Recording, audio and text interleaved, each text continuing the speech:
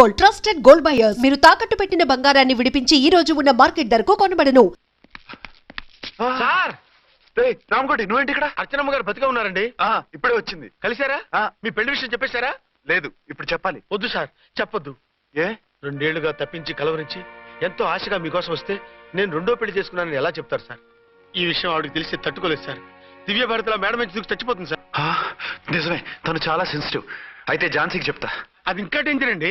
ఏ తనకి నా గురించి మొత్తం తెలుసా? ఆవిడకి అసలు ఏం తెలియదండి బాబు. మీరు ఫస్ట్ హ్యాండ్ అని ఆవిడకి అబద్ధం చెప్పి పెళ్లి చేశాం.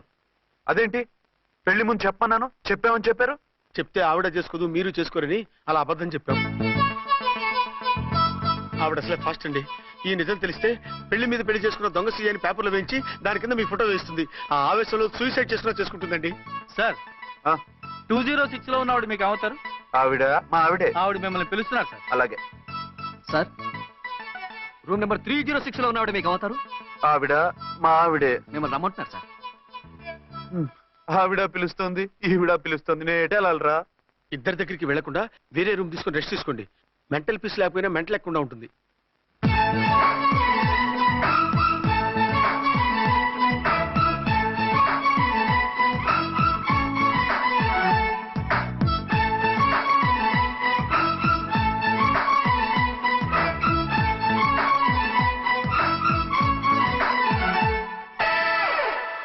నేను ఇప్పుడు ఏం చేయాలరా?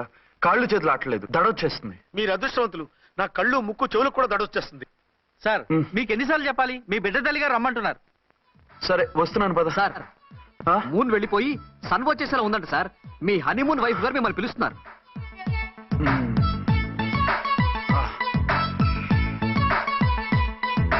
స్వామియే శరణమయ్యప్ప. ఏమిటండి, ఎక్కడికి వెళ్ళారు? తెల్లారిపోతుంది కదండి. అదే నీకు తెల్లారిపోతుంది, నాకు చల్లారిపోయింది. చల్లారిపోవడం ఏమిటి? అదే సడన్ గా మా ఎస్పీ గారు వచ్చారు. ఆయన వస్తే మీకేమిటి? మీరు లీవ్ లో ఉన్నారుగా. అది దిక్కుమాలిన ఎమర్జెన్సీ సర్వీస్ కదా, లీవ్ లో ఉన్నా డ్యూటీలో ఉన్నట్టే. అదిగో ఆయనదా ఉంటుంది ఫోన్. హలో, నేను రామకుంటునండి. నమస్తే సార్, చెప్పండి. నాకు నమస్తే అండి సార్. నేను మీ హెడ్ కానిస్టేబుల్ని. టెర్రరిస్టా? ఇక్కడ ఉన్నాడా? పట్టుకోవాలా? టెర్రరిస్టులు పట్టుకోవడం ఏంటి సార్? నేను రామకోటిని. మీకోసం అర్చనమ్మ గారు కార్యాలయంతా తిరుగుతున్నారు సార్. తెలుసు సార్. ఇప్పుడు వెళ్ళి వాళ్ళని ఎలా పట్టుకోమంటారు? నా దగ్గర AK-47 కూడా లేదు. AK-47? ఓ అమ్మో, ఇద్దరు పెళ్ళ షాకీనికి మెంటలెక్కినట్టుంది. రైటే, ఈ నైట్ మాకు ఫస్ట్ నైట్ సార్. మంచి మూడ్ లో కూడా వచ్చాం. మీరు ఇప్పుడు ఇలా చెప్పడం ధర్మమా సార్? అనుమానం లేదు, గ్యారంటీగా ఈయన క్రాక్ వచ్చేసింది. అలాగే, వెంటనే బయలుదేరి వస్తున్నాను. మళ్ళీ ఎక్కడికండి? అదే ఎవరో టెర్రరిస్ట్ పట్టుకోవాలంట. మిమ్మల్ని రమ్మంటున్నాడు. కరెక్ట్ గా క్యాచ్ చేసావు. నేను వెళ్ళి రానని చెప్పొస్తాను, నువ్వు అప్సెట్ కాకుండా కూర్చో. ఓకే?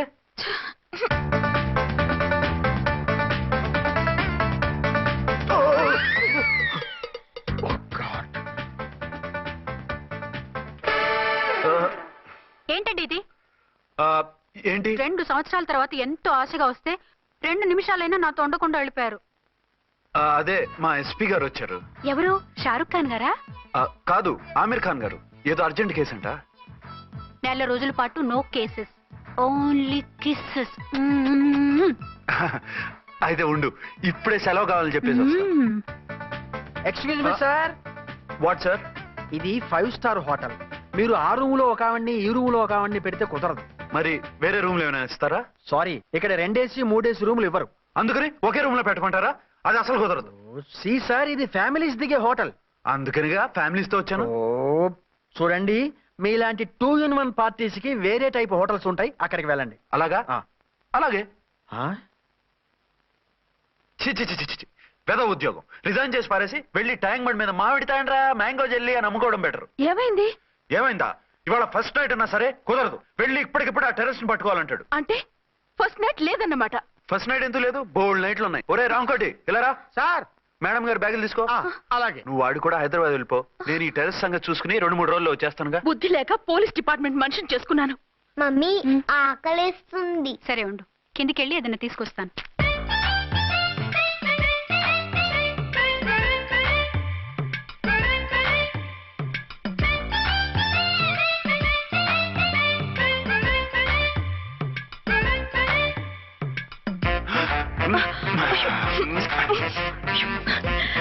సరే చాలు వదిలేసి.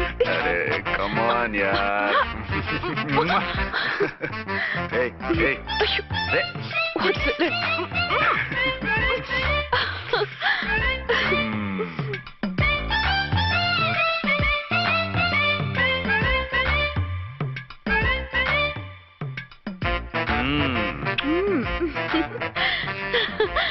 రూమ్ లో కామ్ గా ఉండి లిఫ్ట్ లో రెచ్చిపోతున్నారు ఏంటి? వెళ్ళిపోతున్నావుగా, ఎమోషన్ కంట్రోల్ చేసుకోలేకపోయాను. అయితే ఉండిపోనా?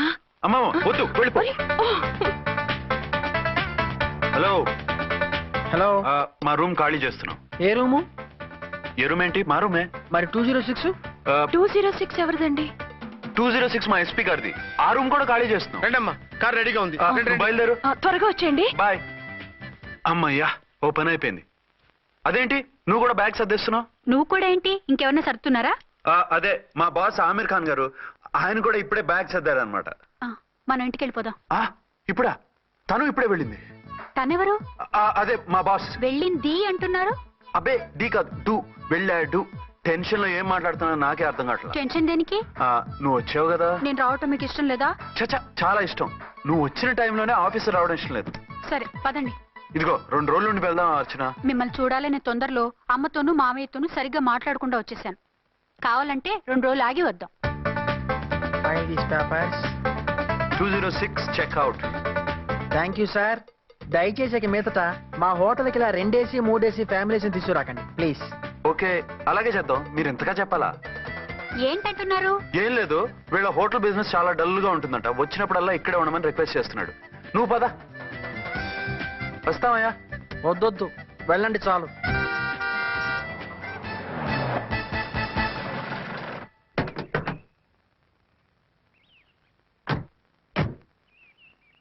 ఏంటలా సీరియస్ గా ఉన్నారు? కామెడీగా ఉండలేక. ఏమైంది? మాకేం కాలేదు, మీకే ఏమైనా? మాకేమవుతుంది? అదే మన ప్రయాణం గురించి వరి అవుతున్నట్టున్నారు కదా నాన్న? అవునా? బాగారు రే అల్లుడు గారు, అప్పుడే వచ్చారేంటి?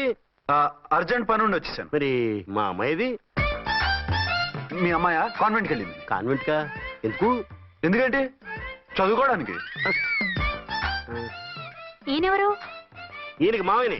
దూరం, బాగా దూరం చుట్టాం. దూరం ఏంటి, బాగా దగ్గర అయితేను. మా అమ్మగారి, తమ్ముడు గారి, పెదనాన్న గారి, బావగారి, బావమరిది, తోడలుడివి. నువ్వెలా దగ్గర అవుతావయ్యా?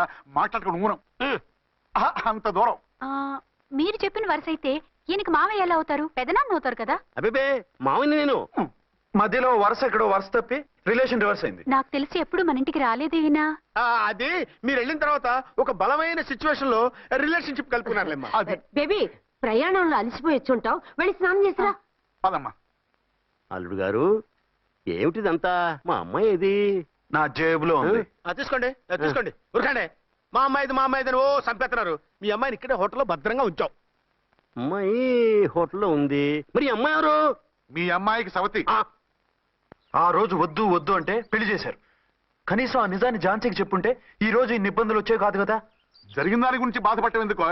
జరగాల్సిన దాని గురించి ఆలోచించు. 2 ఏళ్లు ఎన్నో కష్టాలు పడి ఎంతో ఆశతో వచ్చింది నా కూతురు.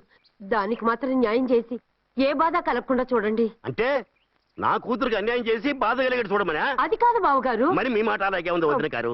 మీ అమ్మాయికి న్యాయం చేయమంటున్నారు, మరి మా అమ్మాయిని ఏం చేయమంటారు? మీరు క్యాచ్ చేయట్లేదు కానండి. ఇక్కడ ఒక చిన్న పాయింట్ ఉందండి. ఏంటంటే మీ అమ్మాయికి న్యాయం చేస్తే ఆవిడమ్మాయి అన్యాయం అయిపోద్ది, ఆవిడమ్మాయికి న్యాయం చేస్తే మీ అమ్మాయి అన్యాయం అయిపోద్ది. పోనీ ఇద్దరికి న్యాయం చేస్తే మీ కొడుకు అన్యాయం అయిపోతాడు. రాయరు, ఇప్పుడు నా కూతురు గతి ఏంటి? నువ్వెందుకయ్యా ఏడుస్తావు? నా కూతురు జీవితం నాశనం అయిపోతుంటే నేను కాక మా పక్కింటి వాడు ఏడుస్తాడా? పరిస్థితిలా వస్తుందనే ఝాన్సీకి నాకు శోభనం జరగకుండా చేశాడు దేవుడు. చివరికి నా కూతురుగా ఆ సుఖం కూడా దక్కలేదా? సంతోషించు, నీ కూతురుగా సుఖం దక్కితే నీకు దుఃఖం దక్కేది. ఇప్పుడైతే పెళ్ళైనా కన్యగానే ఉంది కాబట్టి నీ కూతురికి మళ్ళీ పెళ్లి చేయొచ్చు. ఏం వేళకోళంగా ఉందా?